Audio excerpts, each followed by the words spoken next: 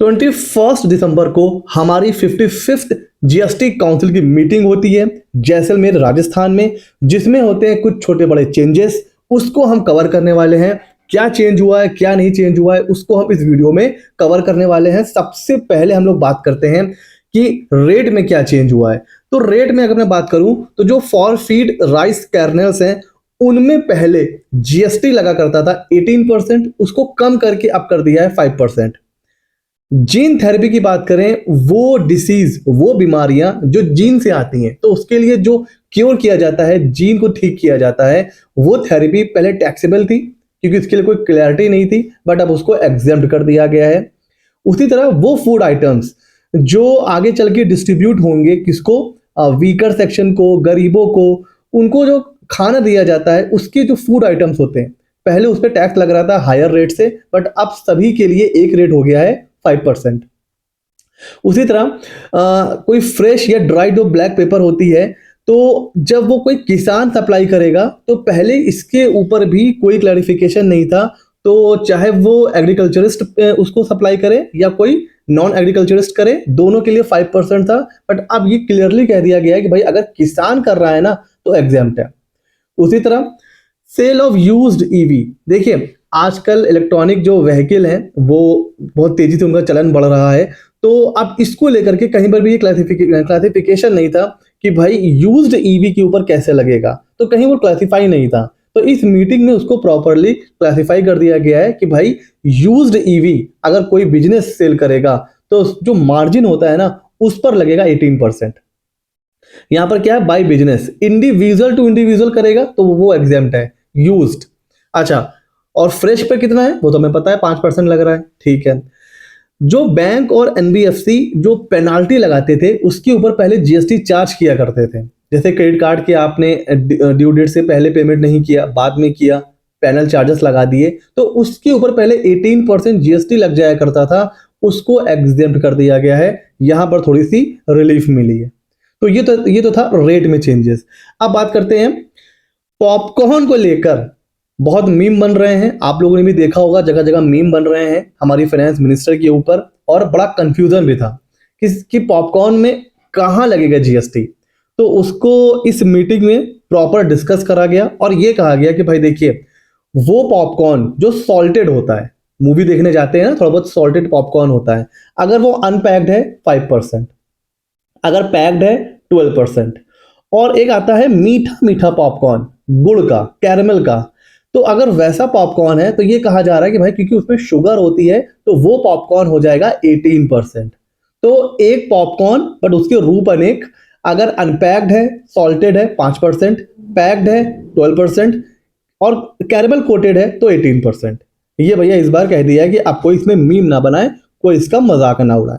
अच्छा, मीटिंग से पहले बात ये चल रही थी कि जो एविएशन में जो फ्यूल, जो जहाजों में फ्यूल पड़ता है, उसको जीएसटी में ले आया जाए, उसके ऊपर जीएसटी लगना चाहिए। बट इस मीटिंग में अभी उसको जीएसटी के अंडर कवर नहीं किया गया है, उसको डिस्कस ही नहीं किया गया, ठीक है। तो जो एविएशन फ्यूल है वो अभी जीएसटी से बाहर है। उसी तरह जब हम अपील फाइल करते हैं जीएसटी में तो हमें प्री डिपॉजिट करना होता है। पहले ये था 25%, उसको कम करके अभी 10% कर दिया, तो ये अच्छी चीज है, ठीक है सर। एक और अफवाह उड़ रही थी कि हो सकता है जीएसटीआर 9C की जो लेट फीस है वो वेव हो जाए, और एक कंफ्यूजन भी था कि भाई जो लेट फीस है वो तो एनुअल रिटर्न के लिए है, तो जीएसटीआर 9C की कोई लेट फीस नहीं होती है। अगर आपने जीएसटीआर 9 टाइमली फाइल कर दिया तो फिर जीएसटीआर 9C की कोई लेट फीस नहीं लगेगी।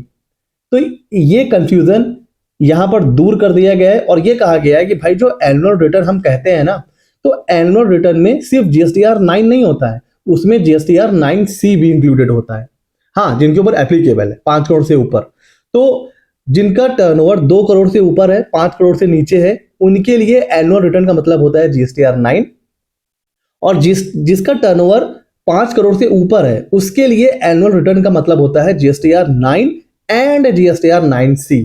तो भाई पेनाल्टी जीएसटीआर 9C की भी लगेगी।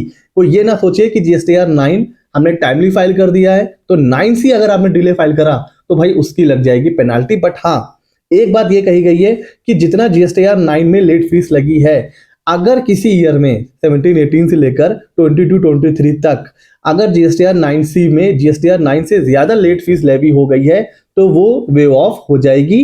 जितना जीएसटीआर 9 में लेट फीस है उतना जीएसटीआर 9C पे भी लगेगा, ये बोला गया है। बट ये नहीं है कि जीएसटीआर 9C की लेट फीस लगेगी ही नहीं। ठीक है सर।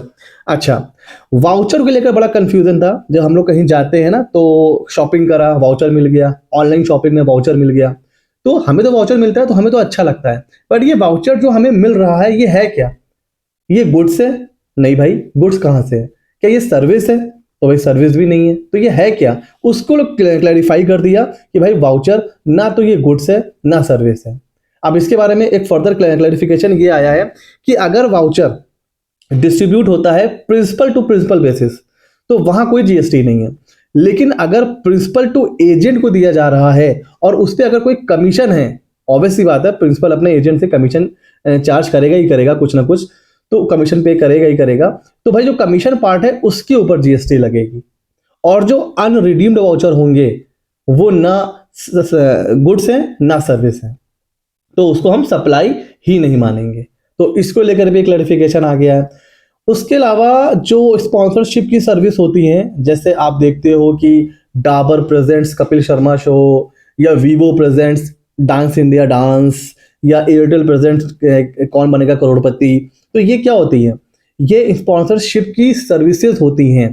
ठीक है, तो वो पहले क्या थी? रिवर्स चार्ज में थी अगर बॉडी कॉर्पोरेट था तो।